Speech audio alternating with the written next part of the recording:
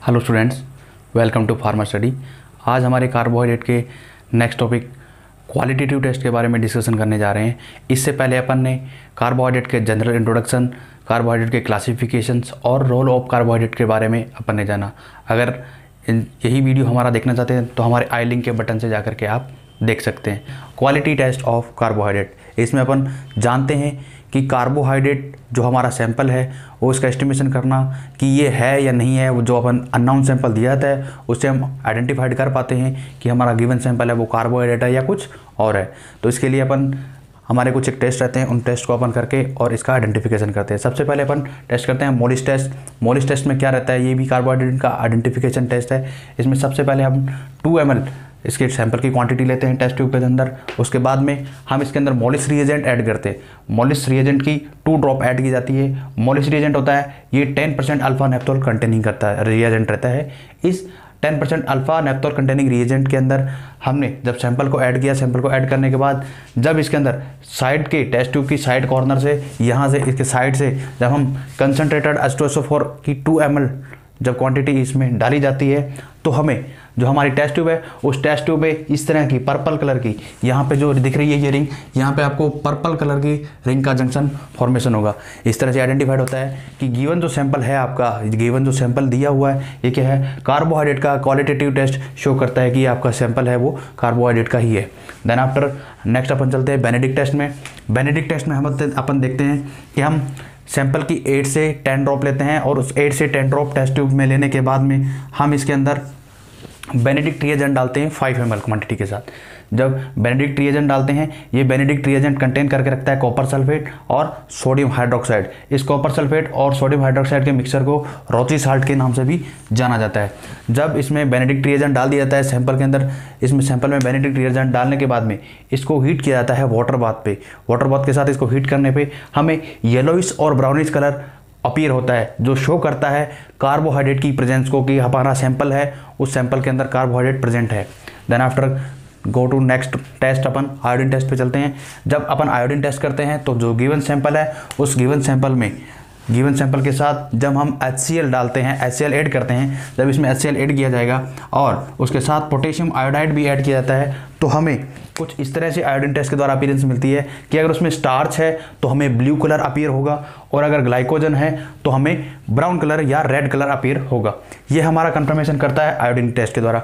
अगर इस तरह से हमें 2 की अपीयरेंस मिलती है, कोई कलर आइडेंटिफिकेशन होता है तो हम ये समझते हैं कि हमारा गिवन सैंपल है वो पॉलीसैकेराइड है। अगर नहीं मिलती है उसके अंदर आइडेंटिफिकेशन तो हम इससे आइडेंटिफाइड हो पाते हैं कि हमारा जो गिवन सैंपल है उसमें ग्लूकोज, माल्टोज, लैक्टोज, फ्रक्टोज और सुक्रोज हो सकता है, जो कि एक अपने आप में मोनोसैकेराइड और डाइसैकेराइड के एग्जाम्पल्स हैं। उसके बाद में हम नेक्स्ट चलते हैं टॉलरेंस रिएजेंट पे।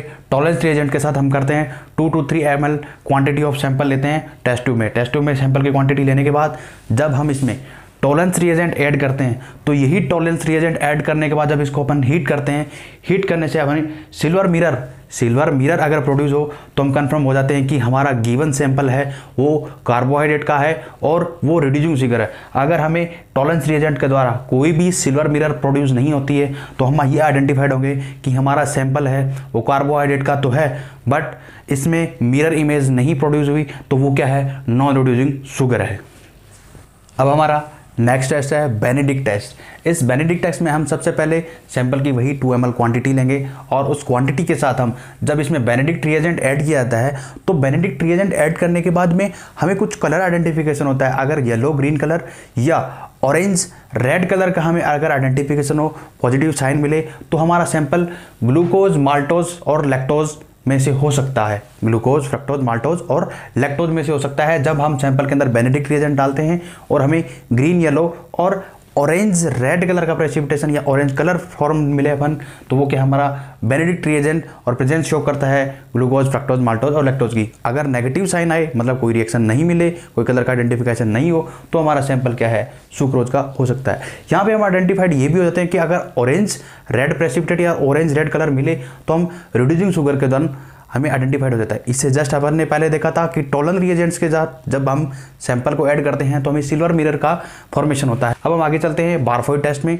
जब बारफोइड टेस्ट में हम सैंपल के साथ 1 ml सैंपल की क्वांटिटी शुगर सॉल्यूशन की, उसके साथ जब हम बारफोइट रिएजेंट 5 ml क्वांटिटी के साथ डालते हैं और इसी क्वांटिटी के साथ जब हम इसको वाटर बाथ के साथ हीट करते हैं तो हीट के दौरान हमें रेड ऑरेंज प्रेसिपिटेट फॉर्म होता है और red and orange precipitate form होने के दौरान हमें मोनो और डाइसैकेराइड का आइडेंटिफिकेशन भी हो जाता है। 1 to 5 मिनट हमें मोनोसैकेराइड का आइडेंटिफाइड कराती है जो कीटो और एल्डो ग्रुप का आइडेंटिफिकेशन होता है, और 7 to 12 मिनट के बाद में हमें डाइसैकेराइड का आइडेंटिफिकेशन होता है अगर हमें रेड ऑरेंज प्रेसिपिटेट फॉर्म्ड हो।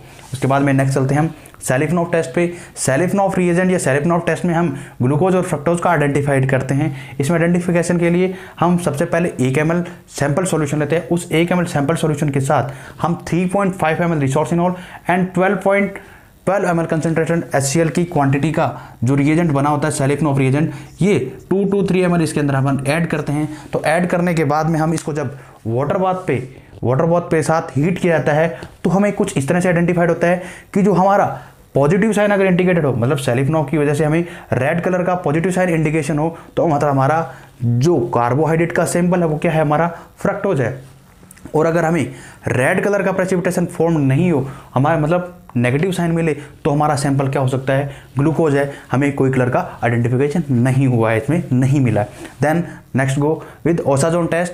ओसाजोन टेस्ट में हम क्या करते हैं, 2 ml सैंपल की क्वांटिटी लेते हैं और इस 2 ml सैंपल की क्वांटिटी के साथ हम जब ओसाजोन रिएजेंट डालते हैं, ये ओसाजोन रिएजेंट क्या कंटेन करके रखता है, phenyl hydrogen hydrochloride and sodium acetate की क्वांटिटी कंटेन करके रहता है, जिसको हम ओसाजोन रिएजेंट के नाम से जानते हैं। जब ओसाजोन रिएजेंट के साथ 2 ml सैंपल इनटेक करके मिक्स करके जब इसको वाटर बाथ के साथ हीट किया जाता है तो हमें 3D मॉलिक्यूल्स की स्ट्रक्चर फॉर्म होती है, जो क्रिस्टलाइन फॉर्म की स्ट्रक्चर ऑब्टेन होती है। उस क्रिस्टलाइन की स्ट्रक्चर में ओसाजोन टेस्ट में जब हम देखते हैं तो हमें कुछ इस तरह से नीडल कलर के नीडल शेप्स इस तरह से कुछ हमें मिले, तो ये हमें शो करती है प्रेजेंस ऑफ लैक्टोज।